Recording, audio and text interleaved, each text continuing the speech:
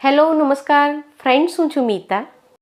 આજે આપણે શિયાળા માટેનું એક સ્પેશિયલ વસાણું ખજૂર ગુંદર પાક બનાવીશું. આ પાક એકદમ પૌષ્ટિક છે અને ખૂબ જ સ્વાદિષ્ટ લાગે છે અને આને બનાવતા બિલકુલ વાર નથી લાગતી.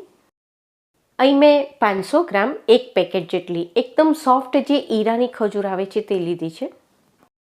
ખજૂરને મેં પાણીથી ધોઈને પછી કોરા કપડાથી સાફ કરી લીધી છે અને આ એકદમ સોફ્ટ હોય છે એટલે અહીં મેં તેના ઠળિયા જ કાઢી લીધા છે. આની બદલે જો તમે સાદી ખજૂર લો તો એ થોડી વધારે હાર્ડ હોય છે, તો એના તમારે નાના ટુકડા કરી લેવાના. સૂકા કોપરાની એક કાચલી અહીં મેં લીધી છે અને એને દૂધી છીણવાની છીણીથી આ રીતે બારીક છીણી લીધી છે. આની બદલે જો તમારે તૈયાર બજારમાં જે ડેસિકેટેડ કોકોનટ મળે છે તે લેવું હોય તે પણ લઈ શકો છો. શિયાળામાં ગુંદર ખાવો ખૂબ જ ફાયદાકારક છે, તો આ ખજૂર પાક આજે આપણે ગુંદર મિક્સ કરીને બનાવીશું. અહીં મેં 100 ગ્રામ જેટલો બાવળિયો ગુંદર લીધો છે. સાથે આપણે તેમાં થોડું ડ્રાયફ્રૂટ્સ પણ મિક્સ કરીશું. તો અહીં મેં અડધી વાટકી જેટલી બદામ લીધી છે અને અડધી વાટકી જેટલી અખરોટ લીધી છે. અખરોટની બદલે અહીં જો તમારે કાજુ અને પિસ્તા મિક્સ કરવા હોય તે પણ કરી શકો છો. અને અહીં આપણે 2 ટેબલ સ્પૂન જેટલા મગજતરીના બી પણ એડ કરીશું. પ્રાકૃતિક રીતે આ ખૂબ જ ઠંડા હોય છે એટલે ખજૂર પાક તમને ગરમ નહીં પડે. સાથે 2 ટેબલ સ્પૂન જેટલી ખસખસ અને 1 ટીસ્પૂન જેટલો આપણે ઇલાયચી પાવડર લઈશું. 2 ટેબલ સ્પૂન જેટલો ગંઠોડા પાવડર લીધો છે અને એની સાથે 2 ટેબલ સ્પૂન જેટલો આપણે સૂંઠનો પાવડર પણ મિક્સ કરીશું. તો આ સૂંઠ અને ગંઠોડા એ બંને તમારા ટેસ્ટ મુજબ અહીં તમે થોડા પ્લસ માઇનસ પણ કરી શકો છો. આવી જે આખી સાકર હોય છે, ખડી સાકર, એને મેં મિક્સરમાં ગ્રાઇન્ડ કરીને આ રીતે તેનો પાવડર બનાવી લીધો છે. તો અહીં ખાંડ છે એ બિલકુલ ઓપ્શનલ છે. આ ખજૂર પાક તમે ખાંડ વગર પણ બનાવી શકો છો, પણ આમાં તમે અડધી વાટકી જેટલી સાકરનો પાવડર મિક્સ કરશો તો એનાથી એ વધારે સ્વાદિષ્ટ બને છે. અને લગભગ પોણી વાટકી જેટલું આપણને ઘી જોઈશે. આમાંથી અડધા ઘીમાંથી આપણે ગુંદર તળીશું અને બાકીના ઘીમાંથી આપણે ખજૂર અને ડ્રાયફ્રૂટ શેકી લઈશું. હવે ખજૂર પાકમાં આપણે જે વસ્તુ મિક્સ કરવાની છે એ બધી જ વસ્તુ આપણે શેકીને લઈશું. ખસખસ એકદમ બારીક હોય છે, જલ્દી બળી જાય છે, એટલે શરૂઆતમાં પેન એકદમ ગરમ ના હોય ત્યારે સૌથી પહેલાં આપણે ખસખસ શેકી લઈશું. અને હવે આપણે કોપરાનું છીણ પણ શેકી લઈએ. અહીં કોપરાને આપણે મીડિયમ ટુ લો ફ્લેમ પર શેકી લઈશું. અહીં કોપરાને આપણે શેકીશું એટલે એમાં જે કોપરેલ હોય છે એ થોડું રિલીઝ થશે અને એના શેકવાની ખૂબ જ સરસ એરોમા પણ આવશે. તો અહીં કોપરામાંથી બધું મોઇશ્ચર ઉડી જાય એ રીતે મેં શેકી લીધું છે ને આપણે તેને પ્લેટમાં લઈ લઈએ. અને હવે 1 ટેબલ સ્પૂન જેટલું ઘી લઈને આપણે તેમાં મગજતરીના બી, બદામ અને અખરોટ એ ત્રણેય વસ્તુને આપણે સાથે જ શેકી લઈશું. તો આ બધું ડ્રાયફ્રૂટ્સ છે એને તમે કોરું શેકી લો, એની બદલે આ રીતે 1 ટેબલ સ્પૂન જેટલું ઘી લઈને એમાં તળી લેશો તો એનાથી શું થશે કે ડ્રાયફ્રૂટ્સ એકદમ ક્રન્ચી બની જશે, એનો ક્રંચ બહુ જ સરસ લાગશે. અને આ રીતે ઘીમાં તળશો એટલે એનો ટેસ્ટ પણ ખૂબ જ વધી જશે. તો અહીં બદામ અને અખરોટ એ બંને આ રીતે થોડા લાઇટ બ્રાઉન કલરના થાય ત્યાં સુધી જ આપણે તેને શેકી લઈશું. અને હવે આપણે તેને એક પ્લેટમાં કાઢી લઈએ.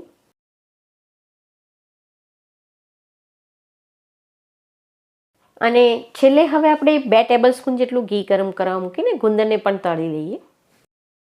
હવે આ ગુંદર જલ્દી તળાઈ જાય અને બરોબર ફૂલે એટલા માટે અહીં આપણે તેને હાઈ ફ્લેમ પર તળી લેવાનું છે. ગુંદર બરોબર તળાઈ જશે એટલે એકદમ સફેદ કલરનો થઈ જશે અને ક્વોન્ટિટીમાં પણ એ ડબલ થઈ જશે. હાઈ ફ્લેમ પર 4 થી 5 મિનિટ માટે ગુંદરને અહીં મેં શેકી લીધો છે ને આપણે જોઈ રહ્યા છીએ કે એકદમ સોફ્ટ થઈ ગયો છે, બરોબર તળાઈ ગયો છે. તો ગેસને અહીં આપણે બંધ કરી દઈએ. અહીં ગુંદરને આપણે થોડીક વાર માટે ઠંડો પડવા દઈશું. ઠંડો થઈ જાય પછી આમાંથી આપણે વધારાનું ઘી નિતારી લઈશું અને પછી આ ગુંદરનો આપણે મિક્સરમાં ક્રશ કરીને ફાઇન પાવડર બનાવી લેવાનો છે. અને હવે આપણે ખજૂરને પણ ઘીમાં શેકી લઈશું. ખજૂરને શેકવા માટે અહીં આપણે 2 ટેબલ સ્પૂન જેટલું ઘી લઈશું. આ ઈરાની ખજૂર છે એકદમ સોફ્ટ હોય છે એટલે અહીં આપણે મીડિયમ ટુ હાઈ ફ્લેમ પર આ થોડી કડક ના થાય ત્યાં સુધી આપણે તેને શેકી લેવાની છે. આ ઈરાની ખજૂરને પિંડ ખજૂર પણ કહેવાય છે. આ થોડી વધારે જ્યુસી અને એકદમ લાલ હોય છે અને એકદમ સોફ્ટ હોય છે એટલે આનો માવો પણ ખૂબ જ સરસ બને છે. આયુર્વેદના મત પ્રમાણે ખજૂર છે એ શરીરની સપ્ત ધાતુ એટલે કે 7 ધાતુને પોષિત કરવાનું કામ કરે છે અને ખજૂર છે એ પચવામાં પણ થોડી ભારે હોય છે, એટલે એને તમે એકદમ કાચી ખાઓ એની બદલે આ રીતે ઘીમાં શેકીને ખાશો તો પચવામાં પણ હલકી બની જશે અને વધારે ગુણકારી પણ બને છે. શરૂઆતમાં 4થી 5 મિનિટ માટે હાઈ ફ્લેમ પર અને પછી 3થી 4 મિનિટ માટે મેં મીડિયમ ટુ લો ફ્લેમ પર ખજૂરને શેકી લીધી છે. અહીં આપણે જોઈ રહ્યા છીએ કે ખજૂર સરસ બંધાઈ ગઈ છે ને હવે પેનમાં પણ બિલકુલ સ્ટીક નથી થતી. તો આ રીતે ખજૂર શેકાઈ જાય પછી અહીં આપણે ગેસને એકદમ લો કરી દઈશું અને હવે આમાં આપણે બાકીની સામગ્રી પણ મિક્સ કરી દઈએ. ગુંદરને તળી લીધા પછી અહીં મેં તેને મિક્સરમાં ગ્રાઇન્ડ કરી લીધું છે. તળી લીધા પછી વધારાનું ઘી નિતારીને એને મિક્સરમાં ક્રશ કરી લેશો તો આપણે જોઈ રહ્યા છીએ કે એકદમ ફાઇન ગ્રાઇન્ડ થઈ જાય છે.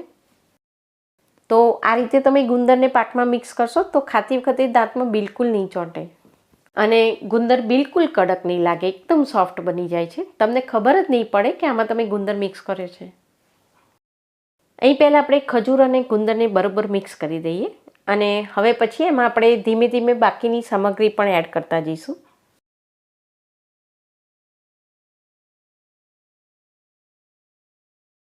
ખજૂર છે એ પચવામાં થોડી ભારે હોય છે અને આ પાક પણ થોડો હેવી બને છે, એટલે અહીં તમે થોડા સૂંઠ અને ગંઠોડા મિક્સ કરશો તો એનાથી શું થશે કે ખજૂર પાક પણ એકદમ સ્વાદિષ્ટ બનશે અને સારી રીતે પચી પણ જશે.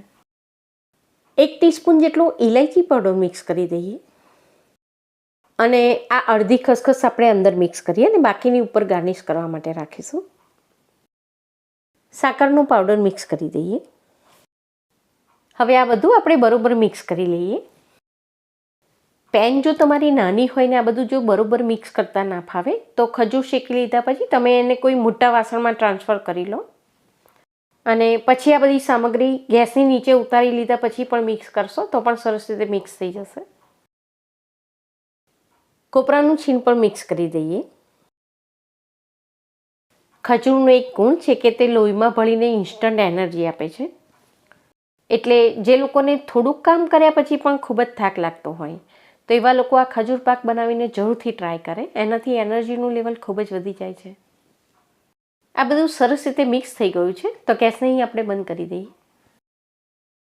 આમાં મિક્સ કરેલી દરેક વસ્તુ ખૂબ જ હેલ્ધી છે, પણ તમને જો વજન વધી જવાની ચિંતા હોય તો અહીં તમે સાકરનો પાવડર સ્કીપ કરીને પણ આ ખજૂર પાક બનાવી શકો છો.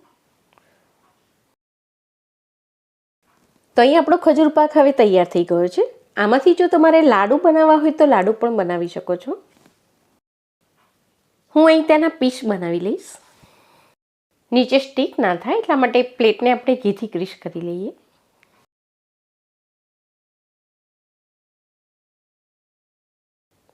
તો મારી આ 1 કિલોની ટ્રે છે તો અહીં લગભગ 1 કિલો જેટલો ખજૂર પાક બનીને તૈયાર થયો છે.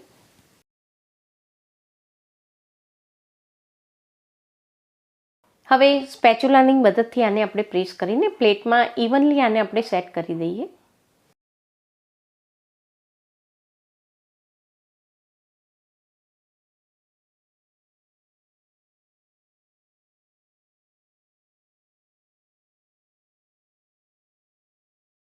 બરોબર સેટ કરી લીધા પછી હવે આની પર આપણે ખસખસ અને મગજતરીના બી એ બંને ગાર્નિશ કરી લઈશું.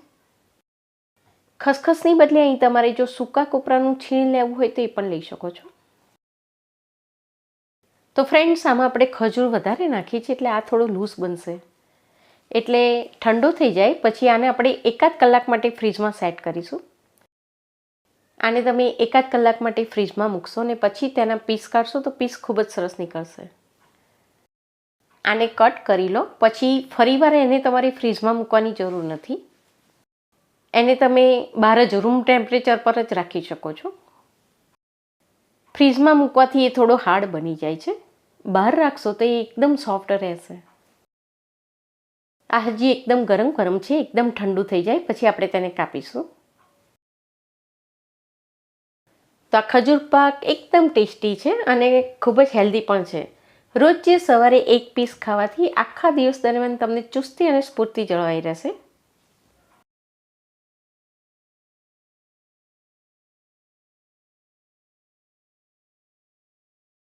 હવે કાપી લીધા પછી 1 કલાક માટે હું તેને ફ્રીજમાં મૂકી દઉં છું, પછી આપણે તેને ડિમોલ્ડ કરીશું.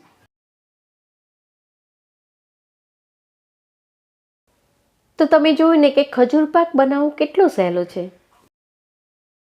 ખજૂરની મીઠાશ અને સોફ્ટનેસ અને એની સાથે ડ્રાય ફ્રૂટ્સનો ક્રંચ એકદમ હેલ્ધી અને ટેસ્ટમાં પણ એ ખૂબ જ સરસ લાગે છે. ઘરમાં નાના મોટા બધાને ખૂબ જ ભાવશે.